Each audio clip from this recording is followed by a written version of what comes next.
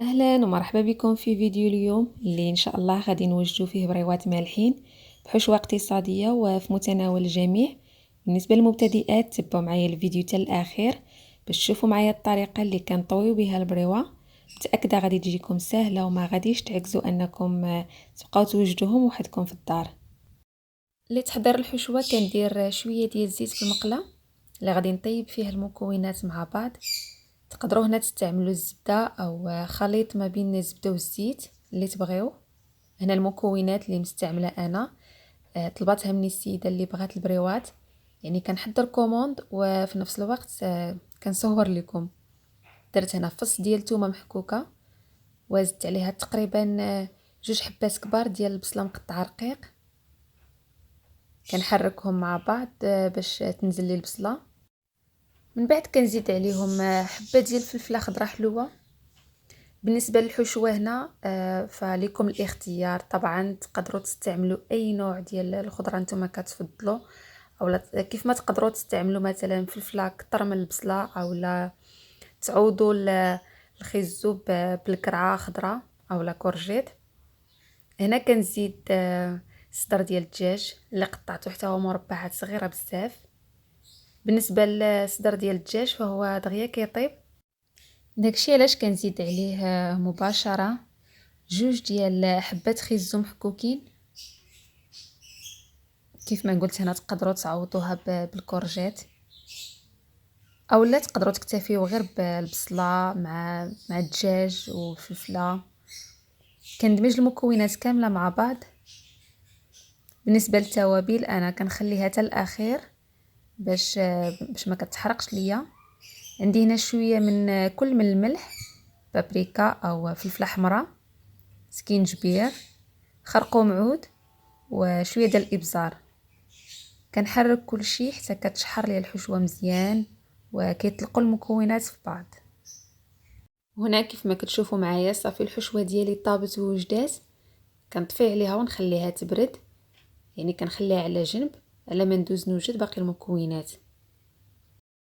هنا كناخذ القليل من شعريه الرز اللي ممكن تستعملوا في بلاصتها الشعريه الصينيه. درتها في زلافه كبيره وكنضيف ليها الماء بعد ما غليته. هنا ضروري الماء يكون غليان. كنخليها فيه تقريبا حتى 5 ديال الدقائق باش كتنزل لينا وكترطاب. وفي اناء اخر كبير كندير الحشوه ديالي بعد ما بردات. كنزيد عليها شويه ديال الزيتون خضر مقطع. هنا كنت وريتكم المعدنوس مع المكونات اللي طيبت في الاول، ولكن ما درتوش لانه كنفضل نزيدو في الاخر باش كتبقى ليا النسمه ديالو عاطيه مزيان. كندير منه تقريبا معلقه كبيره ونص. وهذه شعريه الرز بعد ما رطابت صفيتها وقطعتها بالمقص باش هكا كيسهل علينا نخلطوها مع باقي المكونات. وكاخر مكون غادي نزيدو عندي شويه ديال الفرماج احمر محكوك. هنا الحشوه دائما كتبقى اختياريه. كنحرك الكل مزيان، نخليهم على جنب وندوز نوجد الورقه ديالي.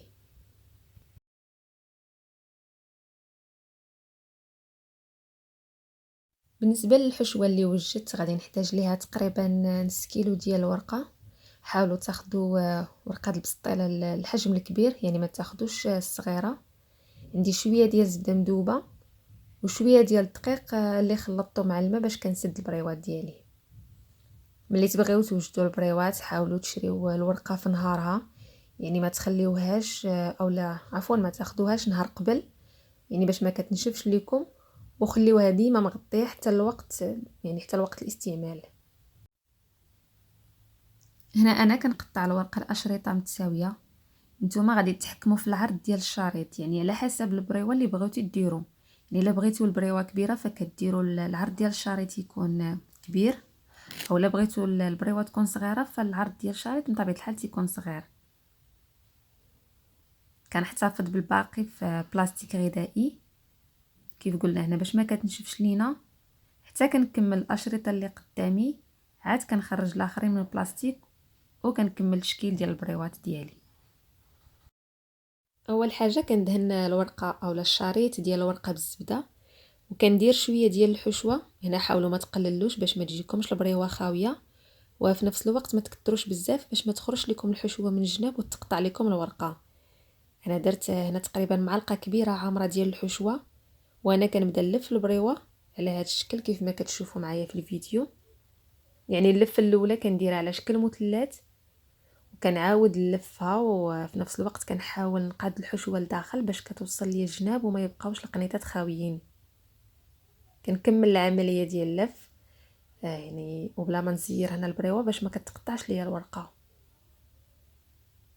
هذا الطريف اللي كيبقى كنحاول انني يعني نقصه بالمقص، كنقادو شويه من جناب ونخلي غير القياس اللي غادي ندخلو لتحت كيف ما كتشوفوا معايا في الفيديو. صافي، وبهكا البريوه ديالتي كتكون وجدات. شوفوا معايا شكلها زوين مقاد. غادي نخليها على جنب وندوزو باش نصايبوا بريوه تانية. بنفس الطريقه هنا دهنت الورقه بشويه ديال الزبده دائما باش كتبقى لينا رطبه. حطيت قياس معلقه كبيره ديال الحشوه وكنلف البريوه كيف ما كتشوفوا. فتشكيل البريوات سهل بزاف، متاكده بالنسبه للمبتدئات من بعد ما يشوفوا هذا الفيديو غادي تنجح معكم. يعني البريوه الاولى الثانيه اكيد غادي تنجح معكم، وغادي توليو توجدوهم بواحد يعني واحد السرعه. هنا بالنسبه لهذا الطريف غادي نقادو بالمقص نفس الطريقه اللي درنا البريوه الاولى، غير هنا غادي نسدها بشويه ديال الدقيق. حاولوا ما تكتروش، واخا كنفضل صراحه ما نستعملوش لانه كيعجبني شكلهم من غير دقيق. هما راه ما كيتحلوش سواء طيبتهم في الفران او لا قليتهم في الزيت. صافي هكا البريوه ديالتي كتكون وجدات. كنحيد اي حاجه خارجه بحال هكا والبريوه ديالتي كتكون وجدات. شوفوا معايا شكلها يعني مقاد، الحشوه ما خرجاش من جناب، وفي نفس الوقت القنيطات عامرين ومقادين. صافي غادي نعاود معكم واحده اخيره. ما بغيتش نطول عليكم الفيديو، يعني كنظن انه واضح يعني تشكيل البريوات كيجيو لذاذ بزاف صراحه ما تشبعوش منهم. هنا الحشوه نتوما كديروا اللي بغيتو يعني على حسب الذوق. تقدروا توجدوا كميه كبيره وتحتفظوا بهم في المجمد. ديروهم في شي بواطه تكون هكا كتسد مزيان اولا في شي بلاستيكه، وخليهم في فريغو راهم كيصبروا لمده اطول. شوفوا معايا انا كنفضل شكلهم يعني بلا ما نسدهم بالدقيق، فكيجيو زويونين عاطين منظر زوين. يعني المذاق والمنظر. هنا غادي نصايب معكم واحده اخرى معليش.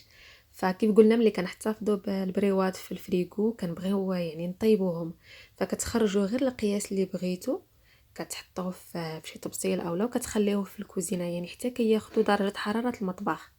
يعني وما كيبقاوش متلجين. عادي يمكن لكم تقليوهم في الزيت، راهم دغيا كيطيبوا كيف ما عرفنا حنا الحشوه طايبه. يعني غير كتحمر لينا الورقه كنحيدوهم من الزيت كنحطوهم فوق الورق النشاف باش كيتحيد لينا داك الفائض ديال الزيت. كيف ما يمكن لكم طيبهم في الفران، يعني كتستفوهم في واحد الطاوه اللي كتدخل الفران وكتدهنوهم بشويه ديال الزيت، يا اما بوحدو اولا زيت مخلط مع شويه ديال الفلفله حمراء اولا التحميره باش كتعطينا واحد اللون ذهبي. انا بصراحه كنفضل نطيبهم في الفران لانه كيجيو خفاف وصحيين. البريوات بعد ما كملتهم هما هادو كيجيو يعني مفينين كيف ما كنقولوا، شكلهم كيوت وزوينين. بالنسبه للمذاق ما نقولش لكم ولا اروع. نخليكم نتوما تحكموا وتقولوا لي في التعاليق كيف جاوكم.